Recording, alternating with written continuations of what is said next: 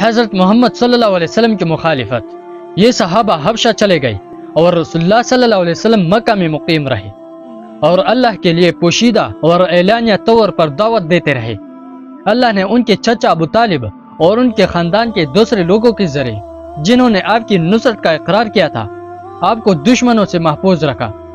قریش نے جب دیکھا کہ آپ پر کسی طرح قابو نہیں چلتا، انہوں نے آپ کو کاہن، جادوگر اور اسیب زدہ شاعر کہنا شروع کیا، اور جن لوگوں کے متعلق ان کو اندیشہ تھا کہ اگر یہ ان کی گفتگو سنیں گے تو ضرور ان کے پیروکار ہو جائیں گے، ان کو قریش نے آپ علیہ السلام کے پاس جانے سے روک دیا۔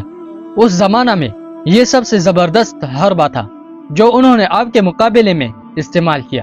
عروہ نے عبداللہ بن عمر بن عاص سے پوچھا کہ قریش نے اپنے عداوت کے اظہار میں سے سب سے زیادہ سخت بات رسول اللہ صلی اللہ علیہ وسلم کے ساتھ کیا کی تھی؟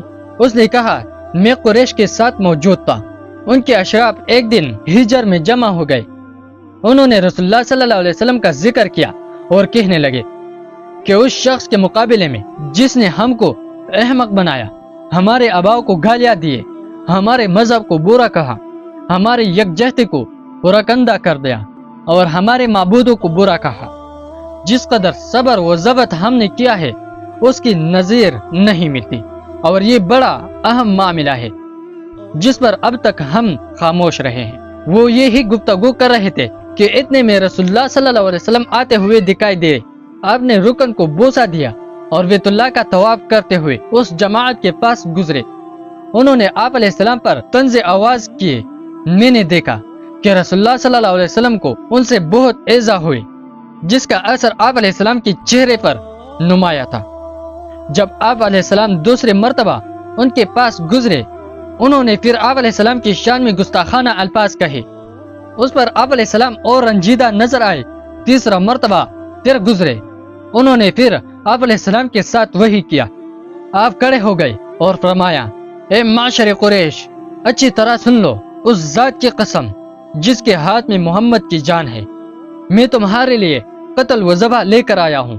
اس جملہ سے ان کے ہوش باختہ ہو گئے اور بلا استثناء سب کی خوف کی وجہ سے یہ حالت ہوئی کہ اپنی جگہ سہم گئے۔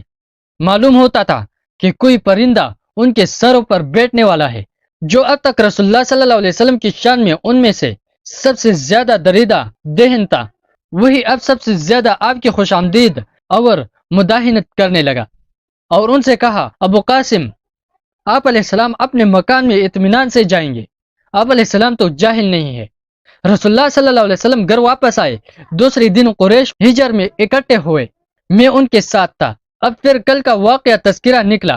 ایک نے دوسرے سے کہا، دیکھا تم نے اس کے ساتھ کیا کیا، اور اس نے تم کو کیسا ڈانٹا، اس کی ایک دھمکی میں تم نے اس کا پیچھا چھوڑ دیا۔